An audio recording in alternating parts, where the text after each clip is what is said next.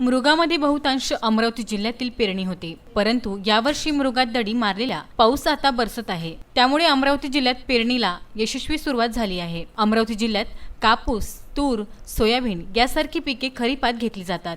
यावर्षी खरीपाची मशागतही शेतकऱ्यांनी उशिरा केली, परंतु शेवटी मेघराज बरसले आणि बळीराजा आपल्या कामाला लागला। अमरावती जिल्ह्यातील भातकुली तालुक्यात येणाऱ्या आष्टी गावात पेरणीला सुरुवात झाली आहे। पाऊस मागील आठवड्यापासून धोधो बरसत आहे। शनिवार आणि रविवारी मात्र पावसाने उघाड दिली आणि शेतकरी कामाला लागले। खूप म्हणजे प्रमाणात कमी प्रमाणात आला आहे, त्याच्यानं पेरणीला धरली आहे लोकांनी, त्याच्यामुळे आता पेरणी करत आहे।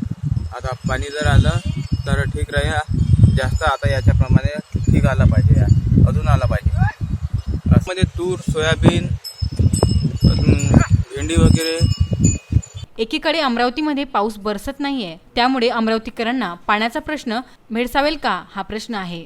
तर चिखलदरामध्ये पावसाने चांगलीच हजेरी लावली आहे, त्यामुळे विदर्भाचे नंदनवन असलेल्या चिखलदरात पेरणी तर आटोपली, परंतु स्थानिकांना रानडी डुक्कर आणि पाखरांपासून त्रास होताना दिसत आहे। त्यामुळे काही शेतकऱ्यांना दुबार पेरणी करावी लागत आहे। पाऊस त्रिशंकूमध्ये शेतकऱ्यांना अडकवतोय। अमरावती लगत पाणीच नाही, तर अमरावतीच्या बाहेर खूप जास्त पाणी आहे, तर चिखलदरामध्ये शेतकऱ्यांवर दुबार पेरणीची गत। VC न्यूज करता महेश चव्हाण यांचा वृत्तांत।